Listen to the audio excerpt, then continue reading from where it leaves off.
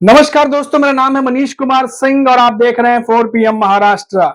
दोस्तों, महाराष्ट्र से उद्धव ठाकरे ने सीधा चैलेंज कर दिया है प्रधानमंत्री नरेंद्र मोदी को और कहा है कि अगर आप महाराष्ट्र में आके लड़िए, मेरे सामने लड़िए मैदान में, फिर देखते हैं किसमें कितना दम है और आपकी जो फेक शिवसेना है उसको दूर रखिए इस चुनावी घमासान से और फिर आइए महाराष्ट्र की राजनीति में और विधानसभा चुनाव में आमने सामने की टक्कर होती है। ये बात सीधा जो है उद्धव ठाकरे ने नरेंद्र मोदी को कही है और चैलेंज कर दिया है। मैं आपको बता दूं कि हमने आपको पहले वीडियो में बताया था कि किस तरीके से शिवसेना जो है वो 58 जो है वो स्थापना दिवस मना रही है। दो जगह यह स्थापना दिवस मनाया गया था। एक तरफ तो एकनाथ शिंदे जो है महाराष्ट्र के सीएम वो मना रहे थे वर्ली में, एनएससीआई डोम है, वहां पर काफी ज्यादा क्राउड इकट्ठा हो सकता है, काफी ज्यादा जो है लोग वहां जा सकते हैं। और वहीं दूसरी तरफ सायन के षणमुखानंद हॉल में जो है वो उद्धव ठाकरे की पार्टी जो यूबीटी है उन्होंने शिवसेना का स्थापना दिवस मनाया। दोनों ही जगह जम करके एक दूसरे पर हमला भी बोला गया है और मैं आपको बताता हूं कि एकनाथ शिंदे ने क्या कुछ कहा है और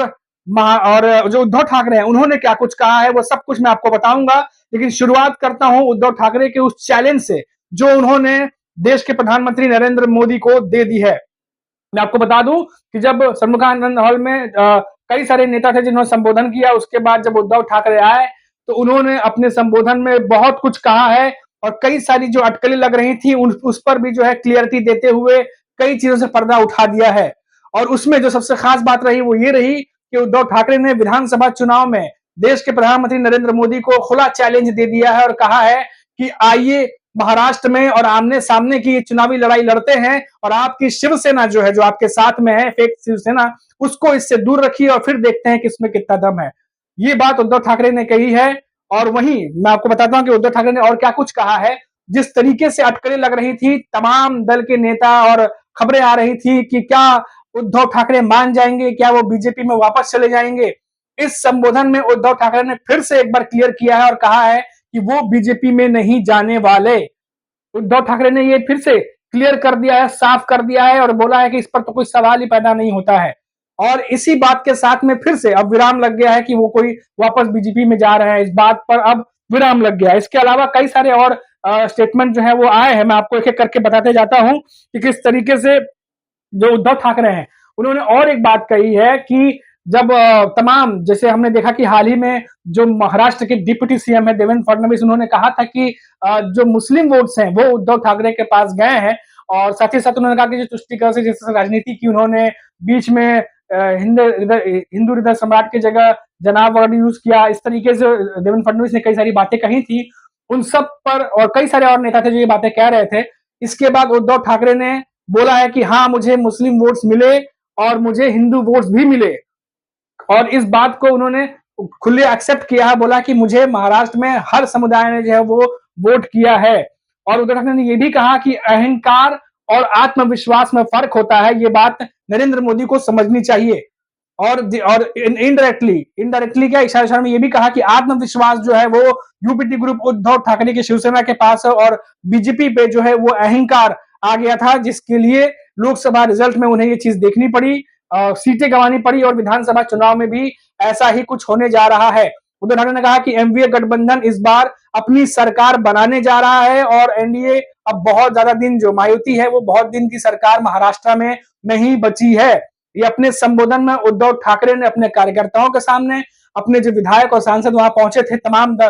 नेता, उन सबके सामने ये बातें उद्धव ठाकरे ने कल कही हैं। इसके अलावा मैं आपको बताता हूं कि जो एकनाथ शिंदे हैं वो क्या कह रहे हैं, क्योंकि एक तरफ तो उद्धव ठाकरे गरज रहे थे और दूसरी तरफ एकनाथ शिंदे भी जो है वो अपनी बातें और हुंकार भर रहे थे एक तरीके से। एकनाथ शिंदे ने क्या कुछ कहा है वो सुनिए आप। एकनाथ शिंदे जो है उन्होंने कहा है कि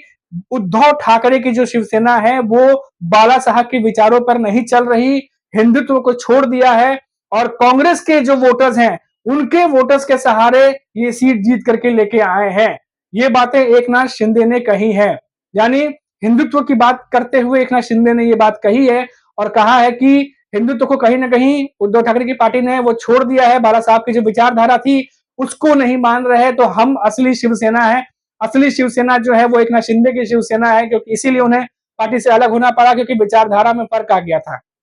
ये तमाम बातें एकनाथ शिंदे कह रहे थे कल वर्ली में, जब वो अपने पार्टी के नेताओं को संबोधित कर रहे थे।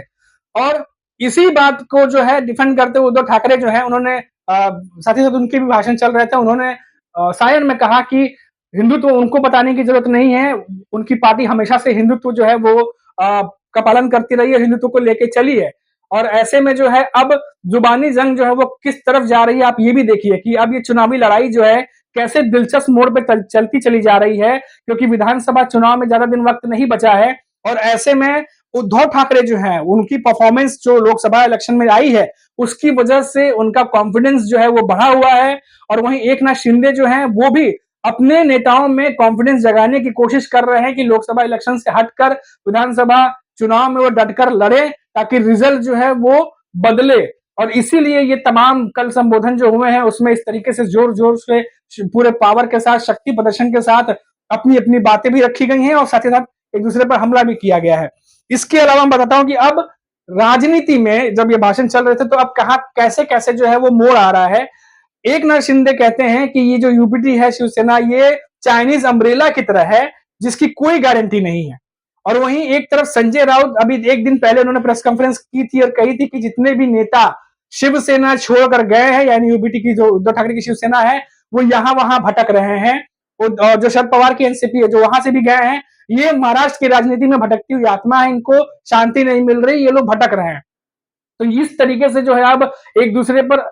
अटैक भी शुरू हो चुका है, हमला शुरू हो चुका है चुनाव को देखते हुए। और आपको बता दूं कि इसी बीच में जो है जिस तरीके से उद्धव ठाकरे ने ये तमाम बातें कही हैं, इसके कई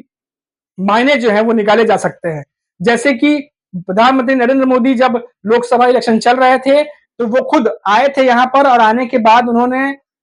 उद्धव ठाकरे पर जिस तरीके से हमला किया था, उनकी पार्टी पे जिस तरीके से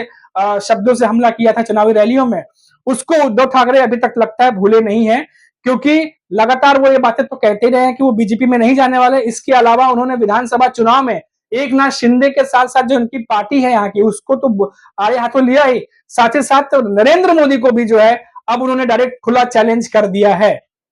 क्योंकि इसमें एक तरीके से देखिए तो इसके दो मायने भी हो सकते हैं, क्योंकि जिस तरीके से बीजेपी औंधी मुंह गिरी है महाराष्ट्र में, इसके बाद एनडीए गठबंधन ये समझ गया है कि लोगों के दिलों में जो महायुति है वो जगह बनाने में इस समय नाकामयाब दिखाई दे रही है। जो वोटर्स हैं उनका रुख जो है वो एनडीए गठबंधन की तरफ मुड़ा हुआ है। इसीलिए जहां से शरद पवार की पार्टी या उद्धव ठाकरे की पार्टी या कांग्रेस के नेता खड़े होते हैं, उन्हें बड़ा मार्जिन मिल सकता है इस समय जो अभी के हालात हैं। और इसी को देखते हुए जो एनडीए गठबंधन है वो जो है पूरे प्रेशर के साथ और पूरे पावर के साथ आगे बढ़ रही है।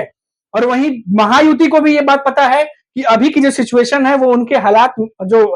बयार बह रही है, जो लहर बह रही है, वो उनके पक्ष में नहीं है। और इसीलिए बैठक पे बैठक और मंथन पे मंथन चल रही है। महाराष्ट्र में मंथन होती है बीजेपी की, जहां आला नेता पहुंचते हैं, उसके बाद महाराष्ट्र के जो बीजेपी के नेता हैं वो दिल्ली जाते हैं, वहां पर फिर जो है बैठक होती है और मीटिंग होती है, उसके बाद मंथन होती है, फिर ये लौट करके आते हैं। और जिस तरीके से अभी एकनाथ शिंदे लगातार अपने पार्टी के नेताओं के साथ बैठक कर रहे हैं, इससे साफ समझ में आ रहा है कि कहीं ना कहीं जो दबाव वाली राजनीति है वो महायुति पे इन दिनों ज्यादा है, क्योंकि रिजल्ट इनके पक्ष में नहीं गए और विधानसभा चुनाव बहुत ज्यादा दिन दूर नहीं है। और इन सबको अगर हम देखें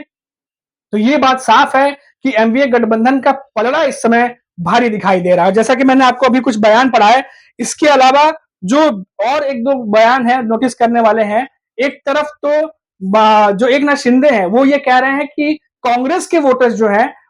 उनकी वजह से जो है उद्धव ठाकरे की पार्टी को फायदा पहुंचा है, और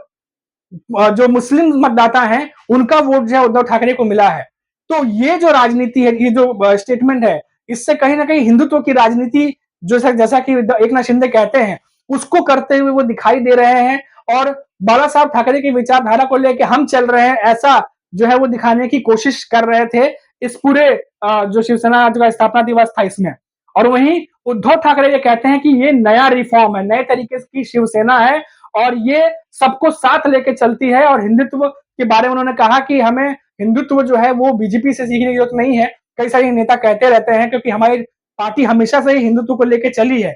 तो जो जिस तरीके से उद्धव ठाकरे ने शिवसेना को रिफॉर्म किया, एक तरीके से एक नई शिवसेना की तरह पेश किया, वो जनता को इस समय जो लग रहा है कि ज्यादा पसंद आ रही है। जिस तरीके से अभी भी जो चुनाव हुए थे उस पर जो रिजल्ट आया है उसको देख करके तो यही लग रहा है। वहीं अब एकनाथ शिंदे जो है वो कहीं ना कहीं शिवसेना को असली शिवसेना बताने के लिए, अपनी शिवसेना को असली शिवसेना बताने के लिए उद्धव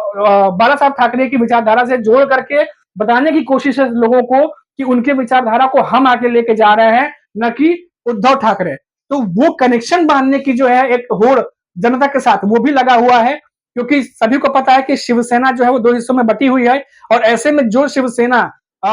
उन शिवसेना के वोटर्स को अपनी तरफ करने में कामयाब होती है, जो कोर वोटर रहे हैं शिवसेना के, तो राजनीति का जो मोड़ है, जो हवा है, वो बदल सकती है। और इसी कोशिश में एकनाथ शिंदे जो है वो लगे हुए हैं कि कैसे भी करके जो शिवसेना के कोर वोटर्स हैं वो ज्यादा से ज्यादा जो हमारी तरफ आ जाए। और इस बार के लोकसभा इलेक्शन में ऐसा तो होता नहीं दिखाई दिया। तो ये जो तमाम बातें हुई हैं शिवसेना के स्थापना दिवस पर, वो मैंने आपको बताई हैं, और इन दोनों ही बयानों को देखिए तो काफी कुछ समझ में आ जाता है कि विधानसभा चुनाव में अब किस तरीके की चुनावी लड़ाई देखने को मिल सकती है।